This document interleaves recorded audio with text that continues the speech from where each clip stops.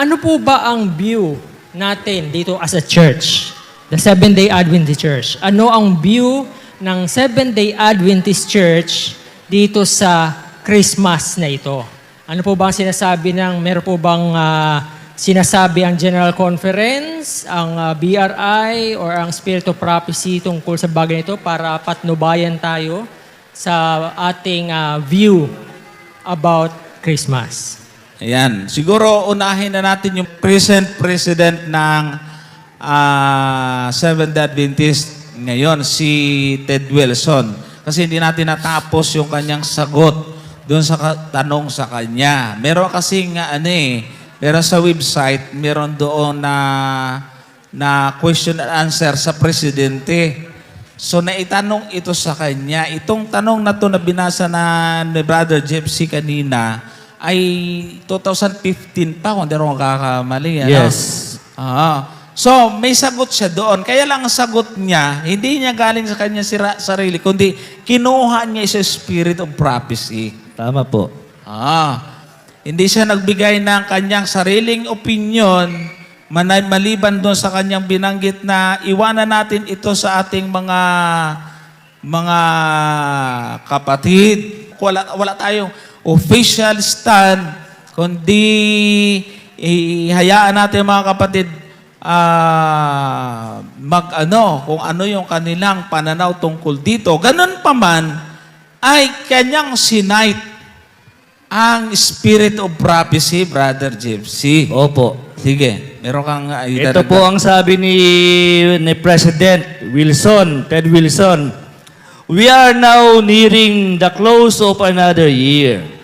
And shall we not make these festal days opportunities in which to bring to God our offerings? I cannot say sacrifices, for we shall only be rendering to God that which is His already, and which He has only entrusted to us till He shall call for it. God would be well pleased if on Christmas each church would have a Christmas tree on which shall be hung offerings, great and small, for these houses of worship. Letters of inquiry have come to us asking, shall we have a Christmas tree? Will it not be like the world? We answer, you can make it like the world if you have a disposition to do so. Or you can make it as unlike the world as possible. There is no particular sin in selecting a fragrant evergreen and placing it in our churches, but the sin lies in the motive which prompts to action and the use which is made of the gifts placed upon the tree. Adventist Home, page 482, paragraph 1. Ayan. So, ipaliwanag natin na para ating i-paraphrase, pababawi natin, Brother Jeb. So, ibig sabihin, ang sabi po ni Ted Wilson dito, mga kapatid, yung season ay, kumbaga hindi ba maganda na ating samantalahin ito? Kaya sabi niya, doon kung ating titinan nyo dyan, yung pong mga offering, ito kasi kung titinan natin yung season, ito yung may bonus yung tao, may pera, tapos mayroong long holiday, weekend. Isang linggo ito, halos walang pasok, di ba? Hindi ba ay pwedeng kunin natin yung pagkakataon para magbigay tayo ng offering kasi ang mga tao sa panahon yan palabigay, tapos gawin na natin sa church, pwede nga maglagay ng Christmas tree, yung evergreen na tinatawag doon, tapos yung mga offering ay gamitin natin para sa Panginoon. Ibig sabihin, hindi siya tumututol. Kaya lang, ang sabi niya, pwede natin ito gawin na parang kaiba sa word. Ano? O pwede natin gawin ito na parang kamukha, pero pwede natin gawin na kakaiba ang paraan ng ating. Ang motibo ang kasalanan ay nasa motibo. Ibig sabihin, kung gagawin natin ito, hindi dahil sa naniniwala tayo sa pagano, at naniniwala tayo na December 25, gagawin natin ito na ang ating motibo ay makapag-ipon tayo ng offering para ipantulong. Yes. At para sa Panginoon, wala hong kasalanan doon. Kahit na nga iyong ang paglagay ng Christmas tree, ay wala daw particular sin. Sabi ho doon, sa itong sinabi ni Ted Wilson, ay quoted ito sa Adventist Home na sa page 482, paragraph 1. So, ibig sabihin, okay. Brother Johnson kasi ano Pero hindi natin pinopromote ito ha, mga kapatid. Brother Johnson, agad, di ba yung baka kasi isipin ng ating mga kapatid, tayo ay pro, Ayan nga. Kaya nga po kami, sabi ni President Ted Wilson, hayaan nyo sa desisyon ng mga kapatid. Hindi po sa isang tao lang. Kundi kung ano yung desisyon nyo kasi wala tayong official stand. Pero ganito, kaya nga ang tanong, will it be like the world? Yung bang Christmas nyo na ginagawa natin, yung Christmas tree na yan, maging katulad ba yan ng sanlibutan? Pwede mangyari yun. Kapag ang inyong motibo ay katulad ng sanlibutan. Kaya sabi niya, dapat ang ating maging motibo ay hindi katulad ng sanlibutan. Nakadepende yan eh. Kasi doon papasok yung kasalanan. Yan. Kasi nga, sabi doon sa iba pang ating mga i-quote mamaya, i-advance ko lang ng konti mga kaibigan. Dumating na ang Christmas. Wala na tayong magagawa. Pipigilan ba natin yung mga yan? Hindi po natin kayang pigilan yan. Nandyan na yan eh. Ang gagawin natin, paano mo magiging worth ang Christmas na kanilang sineselebrate makasanglibutan, ating isi-celebrate sa paraan ng Kristiyano. Yun yung punto ng ating pag-aaral motibo ito. Motibo. Motibo ang pag-uusap. Mamaya, malalaman po ninyo, maging kay Ms. White, motibo ang kanyang pamamaraan. Samantalahin nyo, dahil December yan, ang sanlibutan lang, hingilin Brother Johnson, samantalahin nyo sa paraan ng Seventh-day Adventist, sa paraan ng mga Kristiyano na akala nila nakikipag-celebrate ka, pero ang tingin nila, iba pala ang paraan natin. Alam mo, Brother Jeb, kung bakit may punto yung ating may punto po yung ating presidente. Kung hindi nating sasamantalahin, ito ang mangyayari. Di may bonus, may pera. Mga kapatid, huwag tayong magsiselebrate. Maging katulad ng sanlibutan. Kailan? After New Year. Wala nang pera. Wala ka nang maiipon na contribution sa mga kapatid. Ubus na yan. Yan. Pinambili na yan ng pagkain at kung ano-anong mga regalo at nawalan tuloy ng kung magandang project mo sa church na makaroon ng pera, yan ang punto ho dito. Samantalahin natin. Alam nyo, meron akong plano noon. Pwede nating isagawa ito ngayon. Ewan kung ginagawa nyo na dito. Pero dati ay naplano ko ito nung kami magkakasama pa sa Tinig sa Ilang, ay hindi lang ito na-aproba ng aking mga kasama. Pero ang gusto ko sana ganito magkakaroling. Magkukuha ng mga donation sa kapatid, tapos pupunta doon sa mga lugar, lalo mga parang squatter area. Hindi naman squatter, kundi mga maliit lang yung bahay. Tapos, mag-i-interview doon na, kayo ba ay may karanasan na nagbibigay kayo pag may nagkakaroling sa inyo? Kung baka kinakapa mo doon sa mga tao na sino yung palabigay, din ililista mo yon. Tapos kami ngayon, mamimili ng regalo. Yung mga nilista na nagbibigay at may puso nga pagbigay, bibigyan natin ngayon ng regalo. Pupunta doon. Magkakaroling, pero tayo ang may dalang regalo. So, kumbaga, yun yung mga ganong project ay pwede mong gawin ito sa ganitong season kasi nga, nakikita mong ang isipan ng tao doon ang focus eh.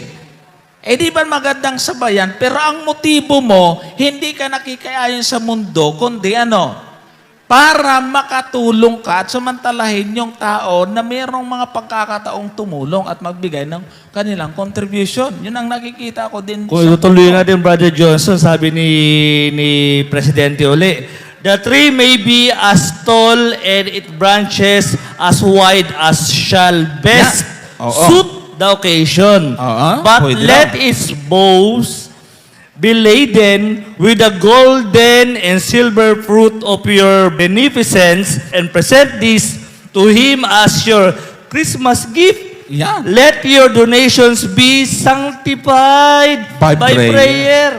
Nakita niyo yung ni Mrs. White? Yung plano po ni Mrs. White. Talagang laging nakatuon sa ating Panginoon, Brother Johnson. Christmas and New Year celebration should be held in behalf of those who are helpless. Yun na. Yung wala. Oh, yun yung sinasabi natin. Walang kakayanan. Yeah. Tulungan sila. God is glorified when we give the help to those who have large families to support. Yan. Yan nga yung sinasabi natin ngayon na parang na-advance ko na yung mga binabanggit ho dito. So, ibig sabihin, kahit na dito sa mensaheng ito, pwede raw magkaroon ng evergreen or Christmas tree. Tapos, basta yung may proportion pa nga may tamang tama lang sa kwan. Tapos, lalagay mo doon yung mga offering mo para pantulong sa mga pamilyang walang kakayanan o kaya nangangailangan ng tulong. Yan. So, ito ho, alam ko maraming kukontra. Dito sa Amunguno, walang problema eh. No? Pero sa iba, mga kapatid, mali ba si Ted Wilson? Mali ba yung Adventist home na sinulat ni Ellen White pagdating dito? Huwag niyo kaming tuligsain. Sinishare lang ho namin ito sa ating lahat. Aking sinasabihan po mga kapatid, hindi kayo, kundi yung mga viewer po natin na alam nyo, yung social media kasi napakatindi ng impluensya. Kaya baka nga gawin issue ito, kinote lang ho namin ito sa atin pong stand ng ating pong mga leader. Yes. Brother Jim. Okay. So, maraming salamat, Brother Johnson at Brother Gypsy. Okay, so malinaw din po doon, hindi pala yung object, kundi yung essence, tinitake advantage natin. Alright. So, ano po ba? Ito ay sa statement ito ng ating Pangulo ng General Conference. At ito ay keynote niya galing din kay Ellen White. So, pwede ba nating talakayin o himay-himayin? Paano o ano ang pagkakasabi ba ni Ellen White tungkol dito sa Christmas? Ano ba itong counsel niya? Ano ba itong advice niya? And please hold your judgment muna regarding sa mga question about kay Ellen White. Kundi talakayin muna natin yung ano ba itong mga sinasabi ni Ellen White tungkol sa Christmas? Ayan. Magandang tanong, Brother Jeb. Ito yung galing po sa aklat ni Mrs. White, The Adventist Home, chapter 77. Christmas as a holiday. Christmas is coming. Sabi ni Mrs. White, is the note that is sounded throughout our world, from east to west and from north to south. With youth, those of mature age, and even the aged. It is a period of general rejoicing, of great gladness. But what is Christmas?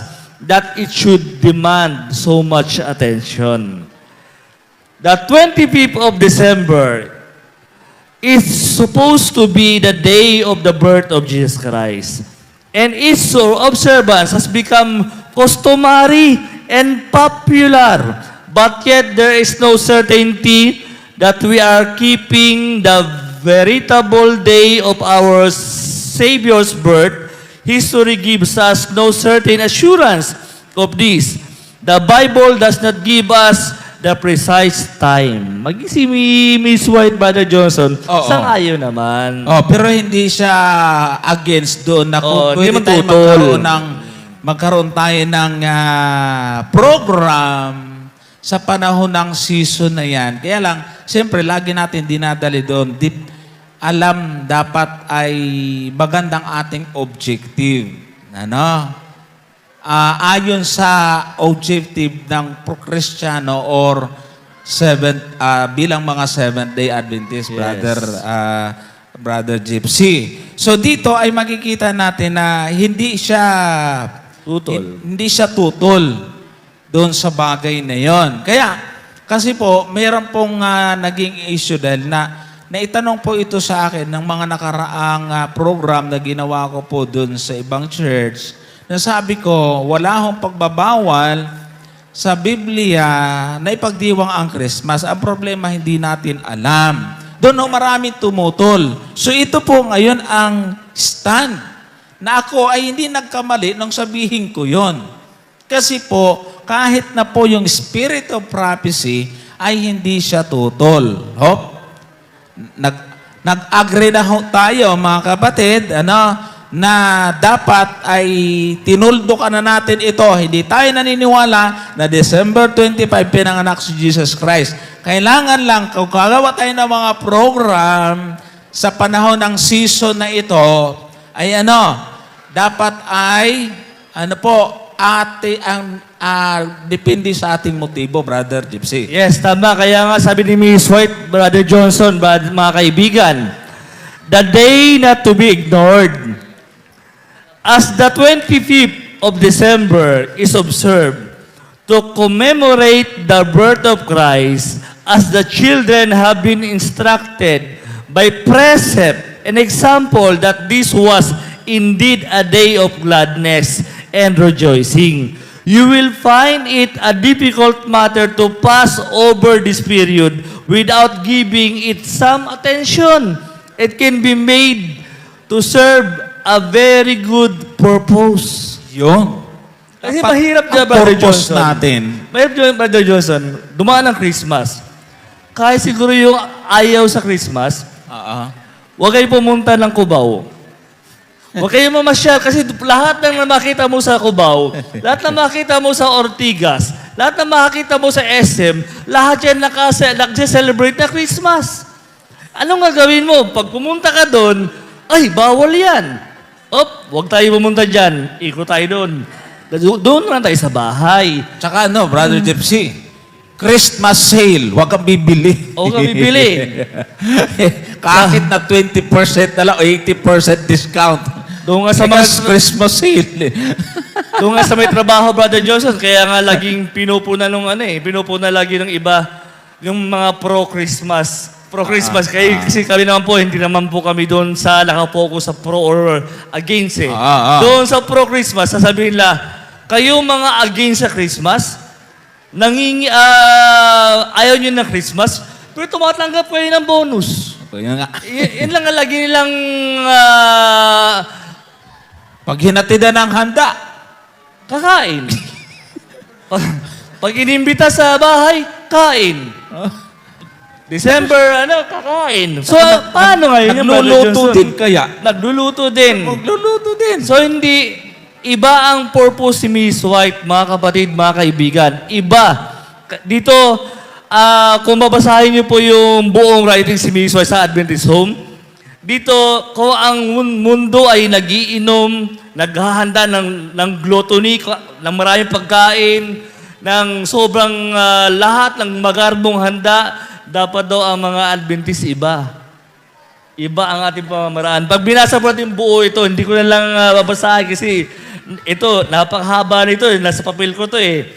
Tsaka ang dami pong, Actually, pwede natin idugtong itong mga mahalagang ditong punto, Brother Gypsy. Ito yung reference niya, no? Adventist homepage 478, paragraph 1. Itong binabasa natin. Itong Adventist home, mga kapatid, mga kaibigan. So mga nanonood sa atin, ito po yung view ng Seventh-day Adventist. Ano po? Pero pa man, kahit hindi po kayo Seventh-day Adventist, titingnan po ninyo kung ano yung pananaw ng Iglesia ito pagdating sa Christmas.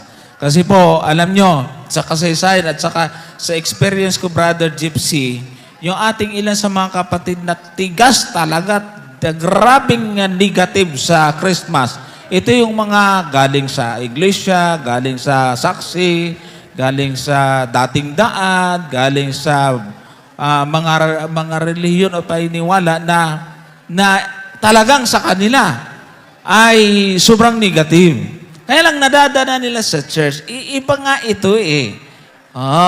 Kaya hindi rin pwedeng questionin o akusahan, mga kapatid, na tayo ay nakikipag-celebrate sa pagan. Kasi nga po, sabi nga ng kasaysayan yung Saturnalia na tinatawag na First Christmas,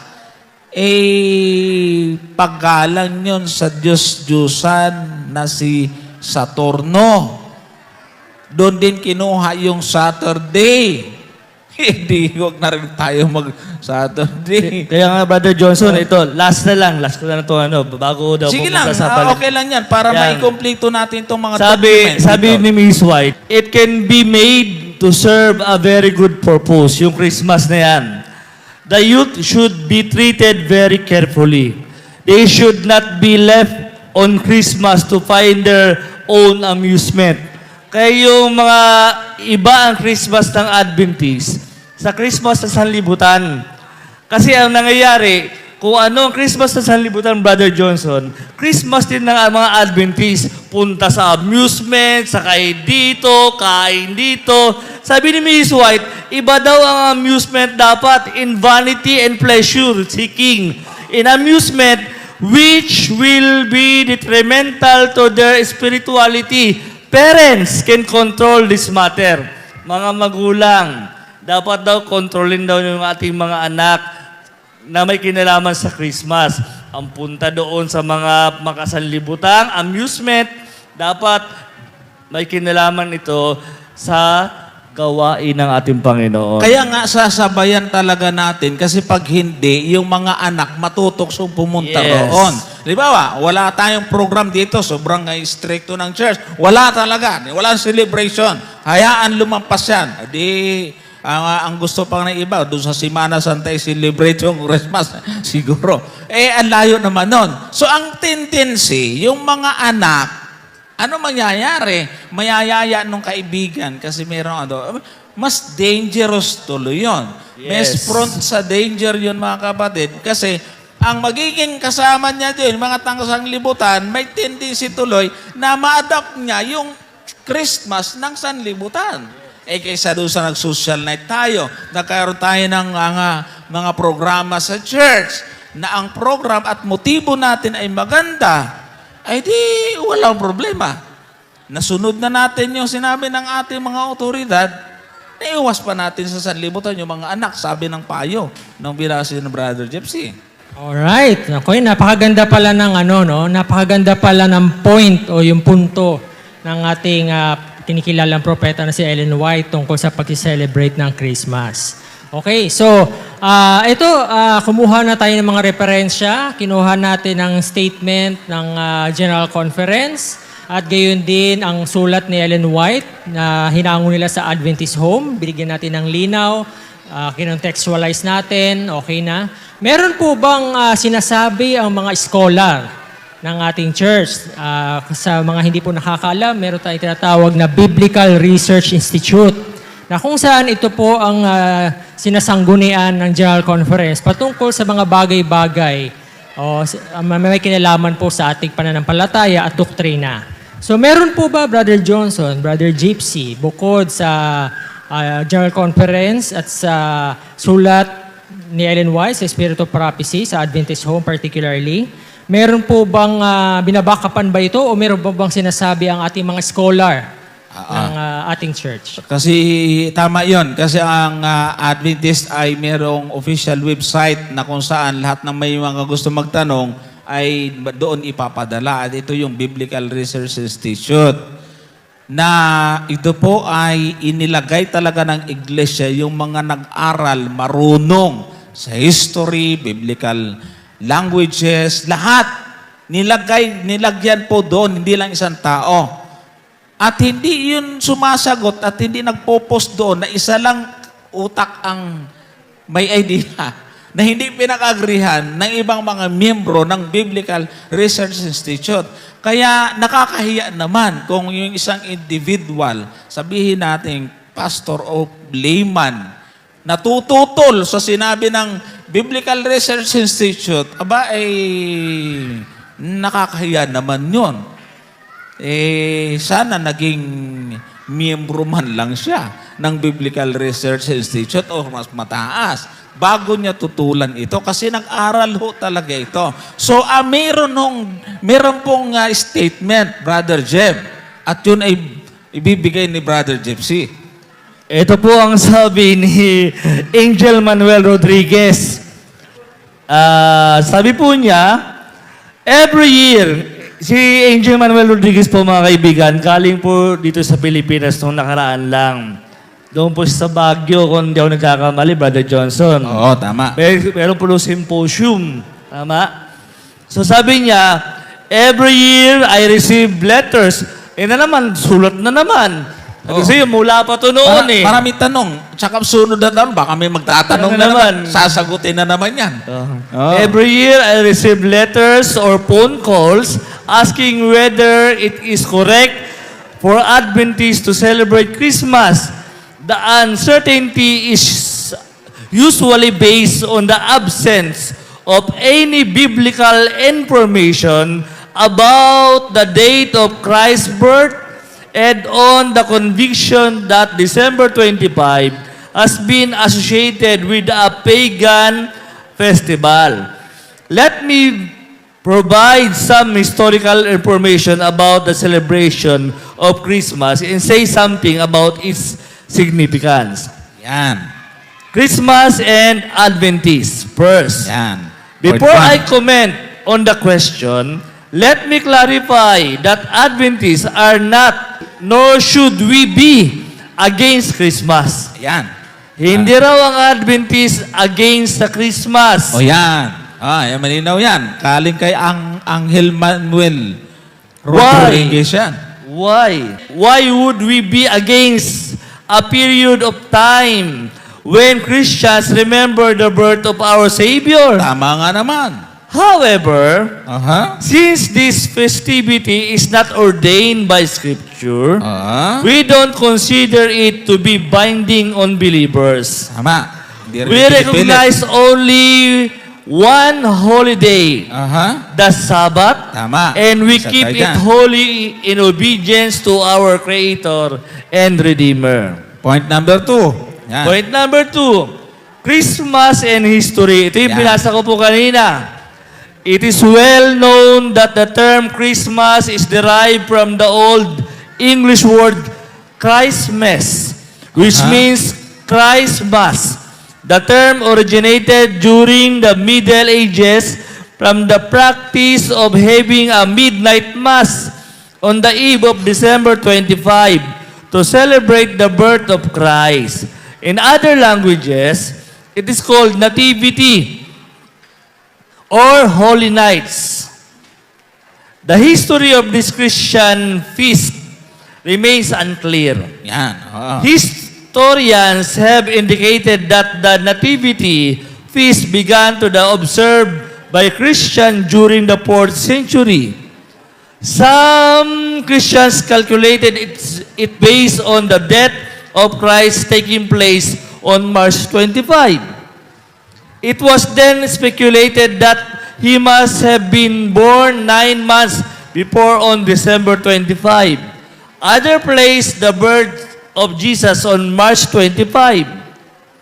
But the most common explanation is that Christmas is somehow connected with the Roman cult of the invincible sun Sol Invictus, the rebirth of the sun which was celebrated on December 25. This could explain the importance of lights during the celebration of the Nativity, although light is also associated with Christ in the Scriptures. It is therefore common to hear it alleged that Christians adopted a pagan feast. This is possible, but it's difficult to demonstrate from available historical evidence. Yan. Idukturan natin to, Brother Yes, Gypsy. yes. Yan. Number 3. Meron Number dyan? 3, Christmas and the believers. We should acknowledge two facts. First, we do not know why God, in His providence, choose not to preserve for us a record of the day of Jesus' birth. There is no need to speculate about this. Second, the fact is that the Christian world celebrate the birth of Jesus on December 25. We cannot change this. Ha? And there is no reason to try to change it. Attempts to reject the feast are based on the absence of biblical evidence and its possible connection with a pagan feast. Therefore, we should leave this matter to the conscience of each individual. Yan.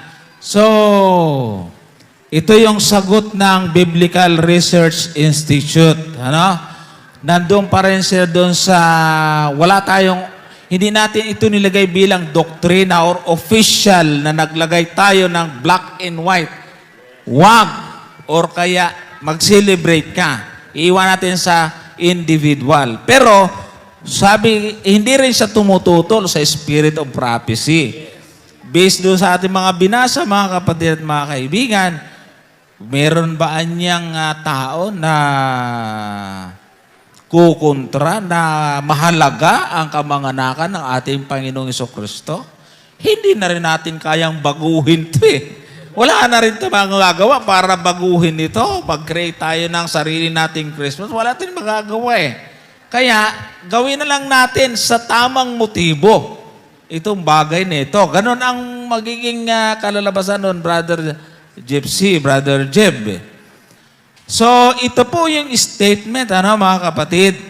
Ito naman ay naka-upload at pwede naman yung i-review yung mga document na ating pong binasa para magkaroon tayo ng tamang understanding tungkol dito. Mahirap pong isalin sa Tagalog to, pero alam naman natin na kung ating pong ipaparaphrase yan, naiintindihan naman natin ang suma total, hindi tayo kontra, hindi rin natin pinopromote ang Christmas. Gawin po natin, magawa tayo ng programa sa ganitong season o ganoong okasyon, pero itama ho natin ang ating motibo. Kaya, Brother Johnson, ang Seventh-day Adventist naniniwala po sa essence of Christmas.